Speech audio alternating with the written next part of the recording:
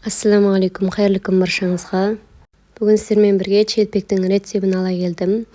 Осылай сыртына бүршігі шығып, жұмсақ болып шықты. Сіздер де осы рецеппен жасап көріңіздер. Ол үшін ең әуелі бізге жылы суымызды құйып аламыз. Ең әуелі одан кейін 1 шай қасық тұзымызды, 2 шай қасық ашытқымызды саламыз, құрғақ ашытқымызды. Одан кейін 1 шай қасық қантымызды саламыз. Қанттан 2 ас қасық қоссаңыздар болады. Сұйық майымызды құятын боламыз үстінен.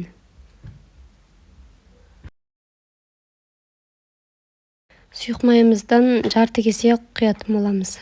Енді үстінен өлшеп алған ұнымызды аз-аздан сала отырып, бастапқыда араластырып, қоюланған кезде қолымызбен илейтін боламыз. Осылай бастапқыда араластырсақ, ұнымызды бірден сап етпей, осылай аз-аздан салып, араластырып отырсақ, қамырымызды илеген кезде жұмсақ болып иленіп шығатын болады. Кейбір кезде бастапқыда илеген кезде қолымызбен қаттығы билеп жүруіміз мүмкін.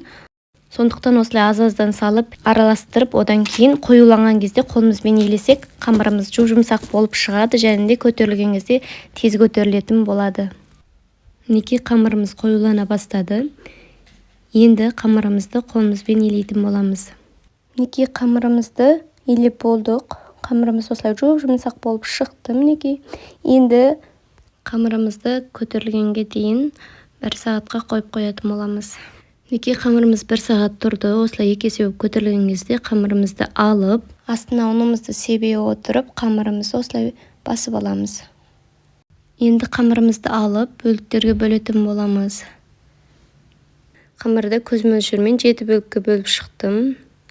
Таразымен де өлшеп бөлсеңіздер болады. Қамырларымызды бөліп болғаннан кейін, одан кейін дөңгелектеп алатын боламыз. Өзімізге жайғанға ыңғайлы болу үшін дөңгелектеп шығатын боламыз барлығын.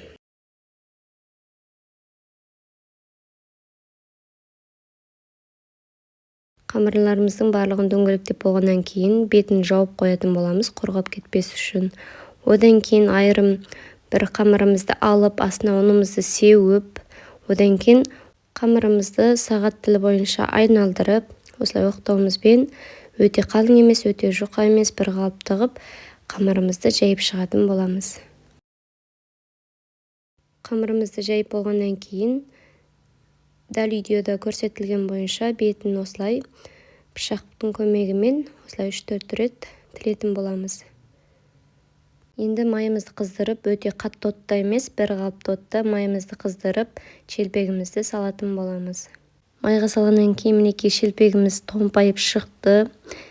Енді асты қызарғаннан кейін үстін аунатып, үсті де қызарып піскеннен кейін сарғыш қызыл түс болған кезде шелпегімізді ала беретін боламыз. Мінекей шелпегіміздің асты қызарды. Енді аунатып, 2 жағын бірдей қызартып алатын боламыз. Мінекей осымен шелпегіміз дайын болды. Енді шелпегімізді майын сорғытып алатын боламыз. Шелпегіміз өте жұмсақ болып шықты.